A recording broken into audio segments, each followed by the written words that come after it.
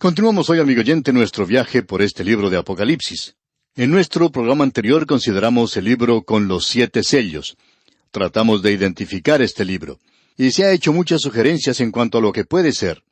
Y nos gustaría hacer la siguiente sugerencia porque pensamos que está más en línea que cualquier otra que hayamos observado. Para ser más específicos, quisiéramos decir que creemos que aquí se presenta el nuevo pacto de Dios con Israel. Él habla mucho en cuanto a esto. Jeremías, por ejemplo, dice, «He aquí que vienen días, dice Jehová, en los cuales haré nuevo pacto con la casa de Israel y con la casa de Judá».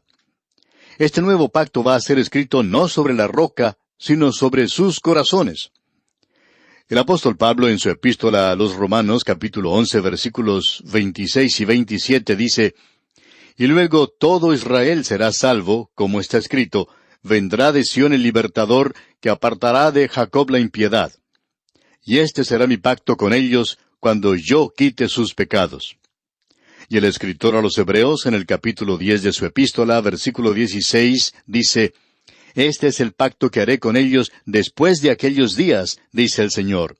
Pondré mis leyes en sus corazones, y en sus mentes las escribiré». Ahora, de esto es de lo que habla Jeremías en el capítulo 31 de su libro. Y el escritor a los Hebreos agrega en el capítulo 10 de su epístola, versículos 17 y 18, «Añade, y nunca más me acordaré de sus pecados y transgresiones, pues donde hay remisión de éstos, no hay más ofrenda por el pecado». Amigo oyente, el pacto antiguo que Dios había hecho con Israel dependía del hombre. Los 10 mandamientos decían que debían hacer esto y aquello otro, y dependían del débil brazo de la carne, y como resultado fracasaron. No porque había algo malo con los 10 mandamientos, o con la ley que Dios les había dado. El problema estaba con el hombre. Es la misma cosa que tenemos en el jardín del Edén. Hay tantas personas que piensan que había algo malo con la fruta, o que ese árbol era algo fuera de lo común. Pensamos que era fruta muy buena, igual a las demás. El problema, pues, no estaba en la fruta de ese árbol, sino en esa pareja en esa tierra. Allí era donde estaba el problema. Este nuevo pacto depende del poder del trono de Dios, depende del Señor Jesucristo. Y en el versículo 2 de este capítulo 5 de Apocalipsis leemos, «Y vi a un ángel fuerte que pregonaba a gran voz, ¿quién es digno de abrir el libro y desatar sus sellos?» O sea, ¿quién tiene el derecho y el título para este mundo? ¿Quién puede gobernarlo? ¿Quién puede establecer justicia y equidad? ¿Piensa usted, amigo oyente, que son los partidos políticos los que pueden llegar a hacer esto? ¿Piensa usted que puede ser su país o el mío o las Naciones Unidas, tal vez, los que lo puedan hacer? Confiamos en que usted no se haya hecho ilusiones habiendo considerado la historia de este mundo, que pueda creer que el hombre puede resolver sus propios problemas. La palabra de Dios presenta de una manera muy clara que no lo puede hacer. Ahora aquí se nos habla de un ángel fuerte, de un ángel poderoso. Tiene una gran voz. Aquí estamos hablando ahora de poder, de aquello que es necesario para hacer efectivo ese nuevo pacto. Leamos el versículo 3 de este capítulo 5 de Apocalipsis. «Y ninguno, ni en el cielo ni en la tierra, ni debajo de la tierra, podía abrir el libro, ni aun mirarlo». Es decir, que no había ningún hombre del linaje de Adán que se hubiera considerado con derecho a hacerlo. Ha habido muchos que han tratado de hacerlo. Adán perdió el dominio a través del pecado. Moisés fue el que dio la ley, pero también él fue uno que quebrantó la ley. David y su linaje fracasaron. Nadie en el linaje de Adán llena los requisitos para hacer esto. No hay ninguno en el día de hoy. Este gobernante tiene que ser un redentor, un soberano. Tiene que ser el Salvador de la humanidad. Él es el único que puede hacerlo. Y Juan dice aquí que esto le perturbó a él. Adán, bueno, ponte a un lado. Tú no puedes hacerlo. Ni tampoco pueden hacerlo ninguno de tus hijos. Satanás, bueno, está tratando de hacerlo solo, pero no lo puede hacer. ¿Quién entonces puede llegar a hacerlo? Bueno, notemos lo que sucede ahora. Juan dice aquí en el versículo 4 de este capítulo 5 de Apocalipsis, «Y lloraba yo mucho porque no se había hallado a ninguno digno de abrir el libro, ni de leerlo, ni de mirarlo». Esto le perturbaba mucho a Juan. Ese hombre tiene una verdadera pasión por la profecía. Él tenía un afecto santo y una curiosidad piadosa. Él quería mirar a las cosas que ni siquiera los ángeles podían mirar. Juan participa de este drama porque él viene de la tierra y la revelación fue escrita con lágrimas. ¿Debe continuar la tierra en el pecado y la tristeza? ¿Hay algún futuro para la tierra? Bueno, escuchemos lo que nos dice el apóstol Pablo en su epístola a los Romanos, capítulo 8, versículo 23. Dice, «Y no solo ella, sino que también nosotros mismos, que tenemos las primicias del Espíritu, nosotros también gemimos dentro de nosotros mismos, esperando la adopción, la redención de nuestro cuerpo». ¿Hay alguno capaz de gobernar esta tierra? Juan se siente abrumado por la posibilidad de que no hubiera nadie. Y el apóstol Pablo dice nuevamente en esa misma epístola a los Romanos capítulo 8 versículo 22, «Porque sabemos que toda la creación gime a una, y a una está con dolores de parto hasta ahora». Opinamos personalmente que la evolución es la filosofía y la teoría más pesimista que una persona pueda tener. No nos sorprende ver que hay tantos suicidas entre la intelectualidad. No hay ninguna esperanza. Si fueron necesarios tantos millones de años para llegar al punto en el que nos encontramos en el presente, ¿cuál es la esperanza para el futuro? ¿No hay alguien que pueda arreglar este problema? Es tan insignificante, tan pequeño y sin importancia el escuchar a los políticos decir hoy, vamos a lograr la paz en nuestra época, vamos a hacer eso. Y es mucho más trágico escuchar a la iglesia decir hoy que pueden arreglar los asuntos de este mundo o que siquiera pueden evangelizar a todo el mundo. Amigo creyente que nos escucha, no hay nadie a nuestro alrededor que pueda ser capaz de abrir este libro, que pueda hacerse cargo de esta tierra en la cual nos encontramos, y Juan llora mucho a causa de esto. Es una buena cosa que este libro no hubiera sido abierto aquí en la tierra, porque hay gran cantidad de maestros que ya podrían decirnos lo que está dentro del libro, lo que está fuera y a su alrededor también. Y hasta nos podrían decir de qué color eran las tapas. Esta gente tiene todas las respuestas. Pero pobre Juan, es una lástima que él hubiera estado allá tan lejos en Patmos y no aquí en nuestro lugar. Porque si nosotros hubiéramos obtenido esto, le hubiéramos podido dar todas las respuestas a él. Pero Juan no tenía la respuesta, amigo oyente. Ahora vamos a tener a alguien que sí puede abrir el libro. Y llegamos a ver a Cristo, el león de la tribu de Judá, y el cordero que fue inmolado. Leamos el versículo 5 de este capítulo 5 de Apocalipsis. «Y uno de los ancianos me dijo, no llores. He aquí que el león de la tribu de Judá, la raíz de David, ha vencido para abrir el libro y desatar sus 7 sellos». Y nos hubiera gustado decirle a Juan que no se preocupara tanto por esto, porque si él no encontraba a nadie allá en el cielo que pudiera abrir este libro y obtener las respuestas, que viniera donde estábamos nosotros aquí en la tierra, porque, nosotros sí tenemos todas las respuestas. Podríamos darle todas las respuestas a estas preguntas. Pero notemos ahora que evidentemente cualquiera de los ancianos podría haberle respondido. Ellos tenían iluminación espiritual, y creemos que esto los identifica más a ellos como la iglesia. El Señor Jesucristo le dijo a los suyos, usted recuerda ya en el Evangelio según San Juan, capítulo 15, versículo 15, «Ya no os llamaré siervos, porque el siervo no sabe lo que hace su Señor, pero os he llamado amigos, porque todas las cosas que oí de mi Padre os las he dado a conocer». El Señor Jesucristo es el único que tiene el derecho y el título a este libro. Él no solo le ha redimido a usted y a mí, sino que Él ha redimido toda la tierra. Él se identifica en esta sección en todos sus ministerios que están relacionados con la tierra. Note usted que se le llama el león de la tribu de Judá, la raíz de David. Bueno, el león de la tribu de Judá la identifica a él, por supuesto, con la tribu de Judá. Eso fue lo que profetizó Jacob en cuanto a Judá cuando él estaba muriendo y llamó a su alrededor a sus 12 hijos. Allá en Génesis capítulo 49, versículos 9 y 10 leemos, «Cachorro de león, Judá, de la presa subiste, hijo mío. Se encorvó, se echó como león, así como león viejo. ¿Quién lo despertará? No será quitado el cetro de Judá, ni el legislador de entre sus pies, hasta que venga Silo, y a él se congregarán los pueblos».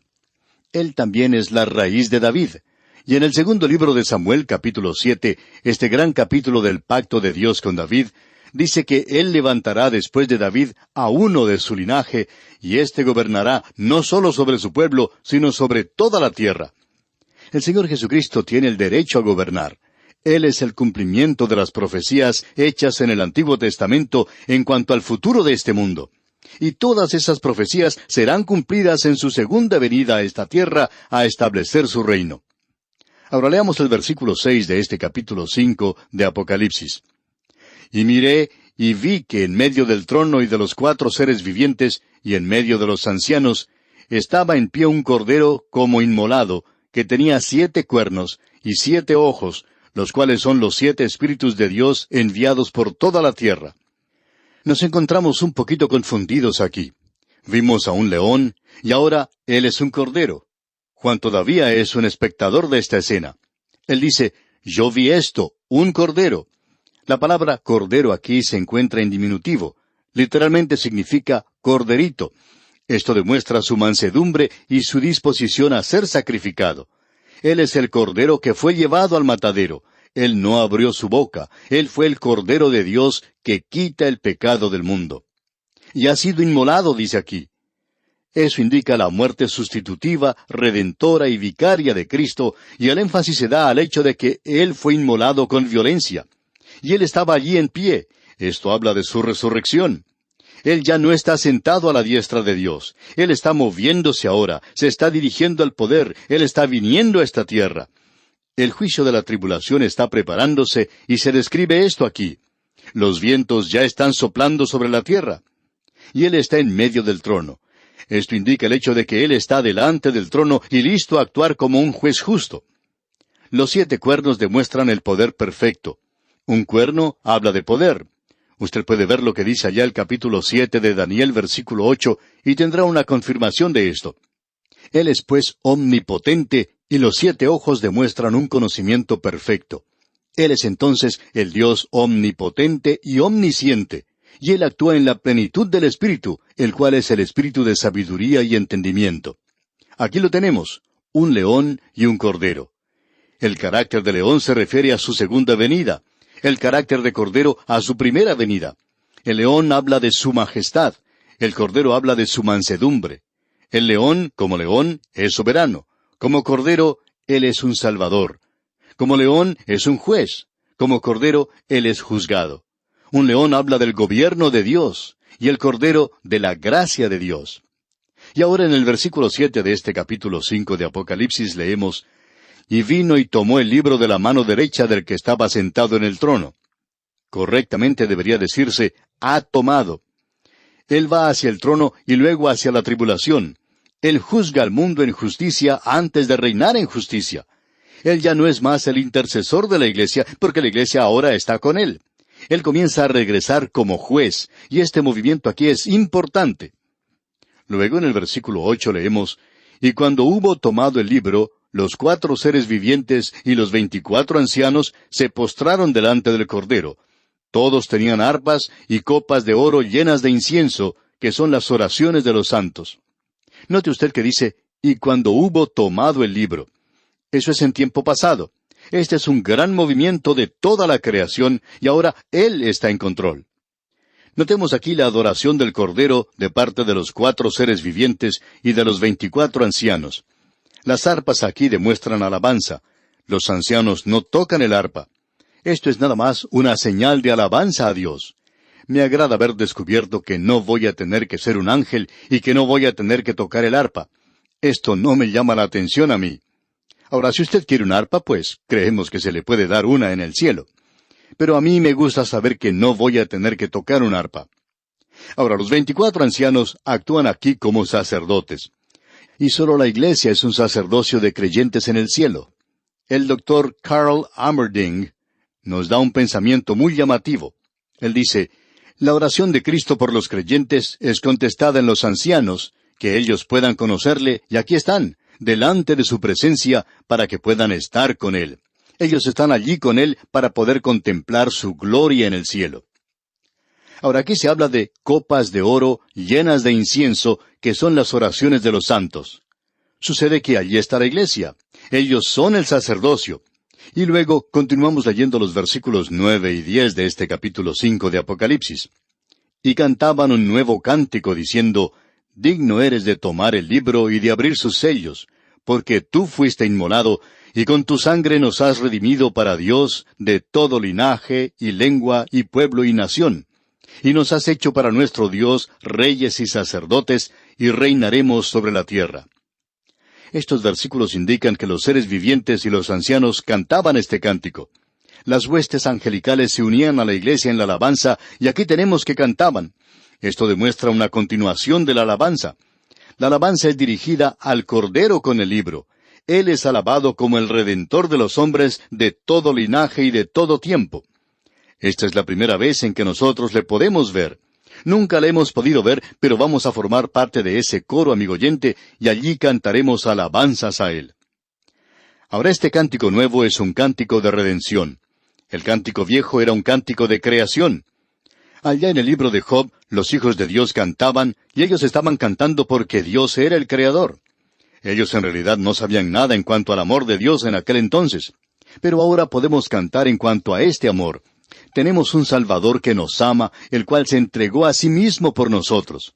Ahora la palabra digno demuestra que Él ahora llena todo el horizonte de alabanza y de adoración, y eso es lo que es la adoración. Es un derramamiento de dignidad de lo que le pertenece a Él, y Él es el único digno de alabanza. Y ellos cantan de su sangre derramada en el cielo. Aquí en la tierra hay muchas denominaciones que han sacado la palabra sangre de sus himnarios, pero en el cielo van a tener que volverla a colocar en los himnarios. Allí van a tener que cantar en cuanto a la sangre de Cristo. Pensamos que esa puede ser la razón por la cual el Señor no va a avergonzar a algunos llevándonos con Él al cielo, porque ellos van a tener que cantar en cuanto a la sangre allí. Ahora, el cambio del pronombre nosotros a ellos es importante. Ellos están alabando al Cordero por aquellos que aún van a ser salvos en la tierra, los santos en la tribulación. Ahora aquí se habla de reyes y sacerdotes, y esto se refiere a los santos. La iglesia no reinará en el cielo, sino sobre la tierra. En el versículo 11 de este capítulo 5 de Apocalipsis, vemos que millones de ángeles se unen a este cántico. Leamos los versículos 11 y el 12 también. Y miré y oí la voz de muchos ángeles alrededor del trono, y de los seres vivientes, y de los ancianos.